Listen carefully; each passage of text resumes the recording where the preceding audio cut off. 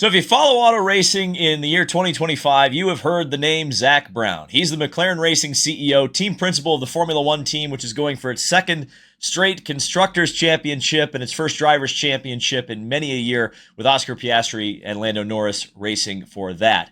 But also, one of the most prominent things that McLaren is involved in is the McLaren IndyCar team.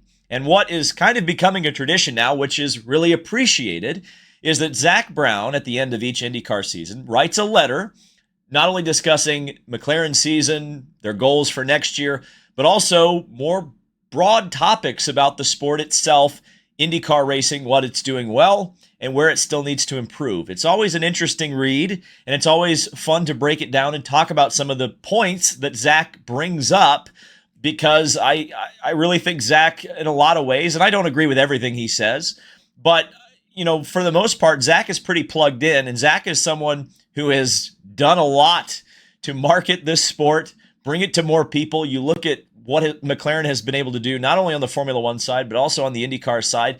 I would even argue that really without McLaren, IndyCar is way further back on the digital and social media side than they already, have been in the past, right? So when they came in with Fernando Alonso in 2017, it was a major, major, major positive for the sport. And, we obviously had an opportunity to sit down with Zak Brown at Toronto. Many of the things that we talked about here are brought up, but there's some things that are brought up in more detail, which I'm looking forward to discussing. So if you'd like to see more of those conversations, Chip Ganassi also sat down with us. I'm planning a few more prominent folks in motorsport to sit down and do interviews with in kind of this public forum that my channel is kind of becoming.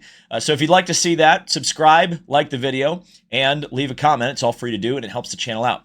But I'd like to talk about Zak Brown because, this is always a great read. And, there's a lot of stuff at the beginning which, needs to be pointed out, which is the great season that McLaren really had this season. Pato O'Ward finishing second in the championship. Christian Lundgaard fifth. I think we all kind of expected going in that Lundgaard was going to be a step up for McLaren, and it absolutely proved to be true. Now, he didn't get a race win. Pato did the winning on McLaren this year, but they really looked great. This is one of their better seasons. 2 race wins, 3 pole positions, 12 podiums, as Zak says. And it's kind of interesting that we do get a shout out to one driver. What one driver is that, Zak? I don't know, but shout outs to Tony Kanaan and some of the leadership on the team. And again, you look at what McLaren has done this year, and it's been a big step up. Quite frankly, me and many other people in the sport believe that McLaren, behind Chip Ganassi Racing, and really, if you think about it, behind one driver, they're definitely the second best team in IndyCar racing right now. If you can't be in a Ganassi car, you probably want to be in an McLaren car. And that's where things kind of get interesting, because Zak brings up the fact that they haven't won the Indy 500 yet. That's a goal of the team. But also to be in the top 10 for all 3 cars. And that's when we get into kind of one of the elephants in the room going into the 2026 season, and something that probably needs to be talked about more, and I think will be talked about more, is the fact that Nolan Siegel has got to step up in car number 6, and it's interesting that Zak's bringing this up. Now, Nolan's had flashes of brilliance, real speed that he's shown. Tony Kanaan, you don't get the faith of Tony Kanaan if you don't have the talent, right? Or don't have the upside. But you can't look at the end of that season and how many cars ended up in walls, and you look at the results between Pato and Christian, and then you look at Nolan. The questions are going to be asked, and they need to be asked. And I'm very curious as this offseason goes on and we get back into spring training next year, presumably at Phoenix International Raceway. We don't know that yet. But when we get to spring training, when we get to media day, when we get to St. Pete, what has been done in the offseason, as Zak has pointed out here, to not only move the 6 team up the grid, but to move Nolan up the grid. And if Nolan can't perform at the level that Pato and Christian can, at what point do you make a change? And when do you make it? And who do you go get Because if this is the second best team in IndyCar racing,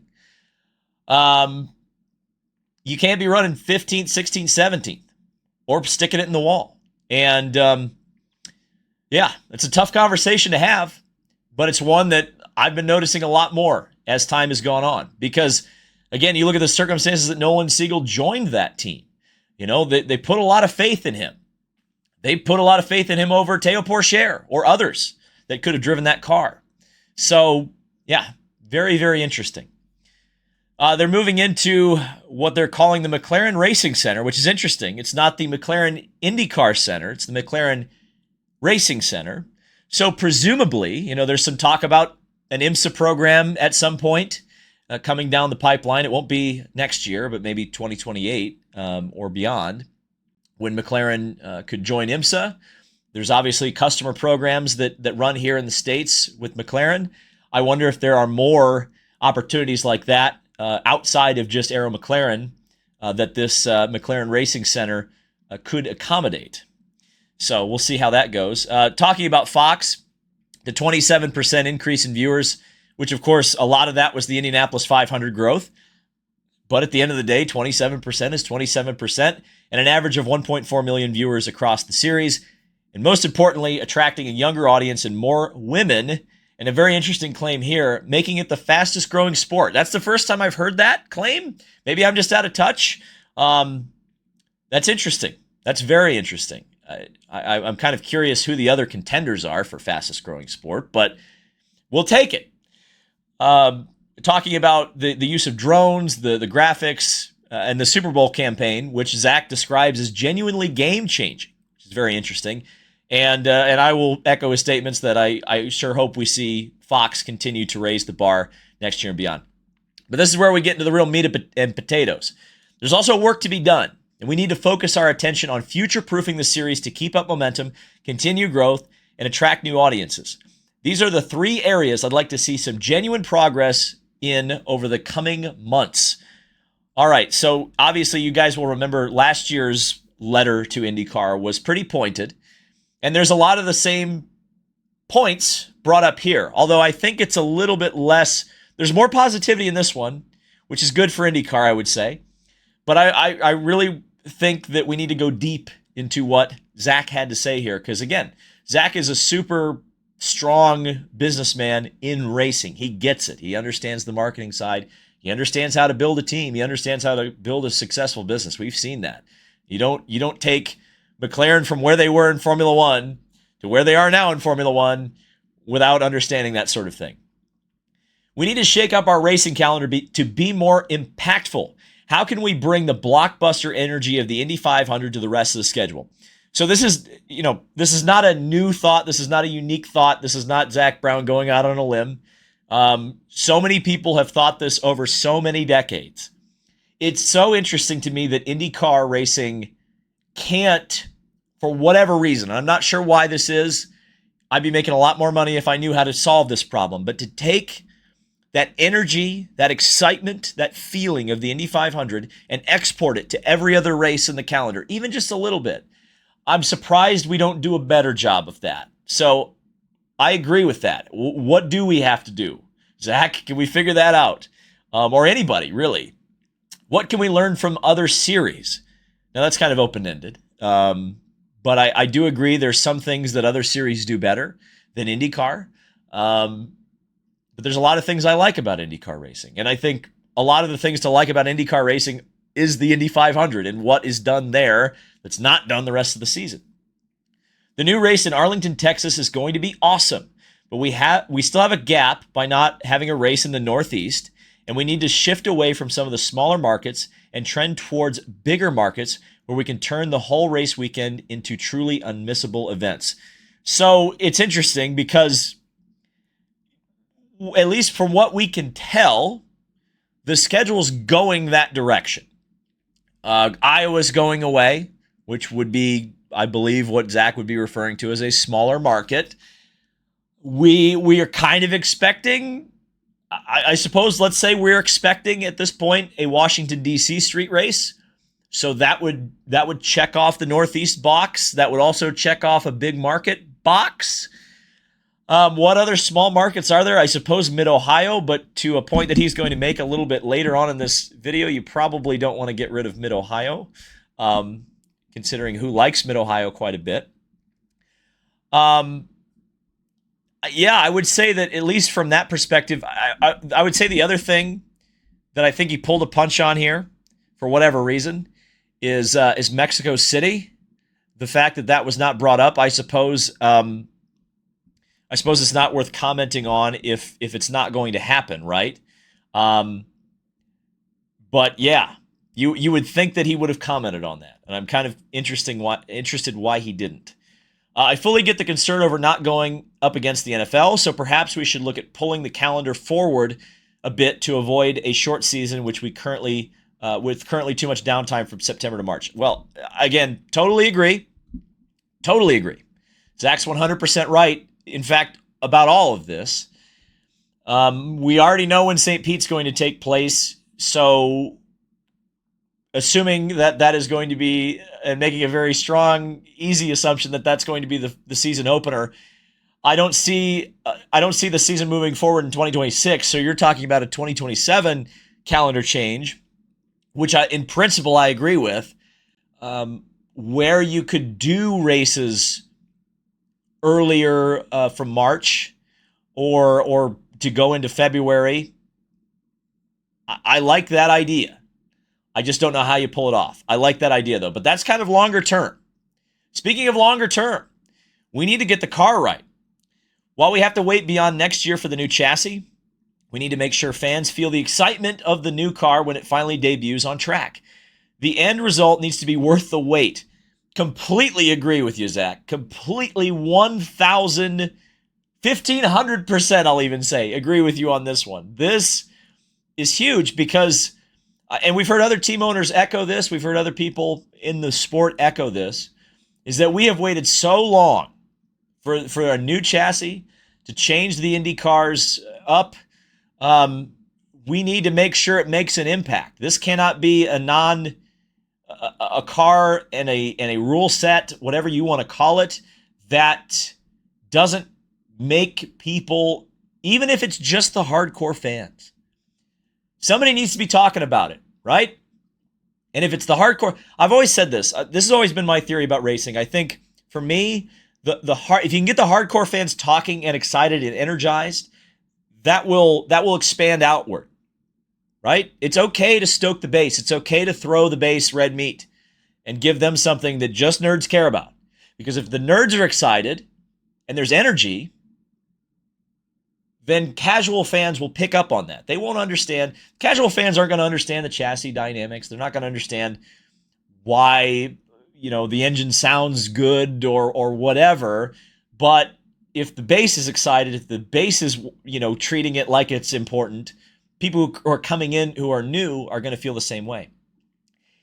To that point, Zach says it would be great to get a bit more sound out of the engine to really add that visceral experience of being at the track and experiencing the thrill of the race. And that's something that specifically IndyCar can get leverage on Formula One by doing. Because Formula One, again, I went to the Las Vegas Grand Prix last year. You could have a conversation over those cars. They were so quiet. They sounded okay, but they were so quiet. And, they've already announced that it's a 2.4 liter V6. There's only so much you can do with that to make it sound better. Yeah, that's tough. They've already announced the regulations, at least the idea of what the regulations are. And again, we'll talk about this in just a second, why the regulations haven't exactly been more fleshed out. But I completely agree with Zach. We need to make the cars spectacular and worth the wait. We already have a great partner in Chevrolet, and I hope Honda will return. It would be great to add another manufacturer to the series to get the car right. So, good on Zach, because most of the time when he does interviews, including my interview, he will say Honda before he says Chevrolet. So good on Zach for in writing, putting Chevrolet at least exactly three words before he said Honda. But, I've mentioned this before. A couple of videos ago that Honda is kind of the willpower of the entire industry right now. Everybody's waiting for that domino to fall.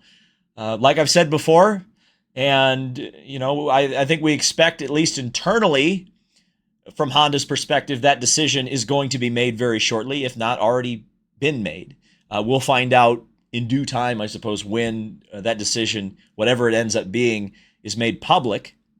I like the idea of another manufacturer. The reality is right now that IndyCar needs to focus on making sure that they have two, Chevy and Honda. And if you can make sure that both of them are signed, then maybe you go out and try to get a third manufacturer. Or maybe that's another factor that gets Honda to stay, is if you can get another manufacturer. And it's not like we've heard a lot of different names recently that could fill that role, but that would certainly take some burden away from not only Honda but Chevrolet and make everybody a little bit happier. So we'd like to see that.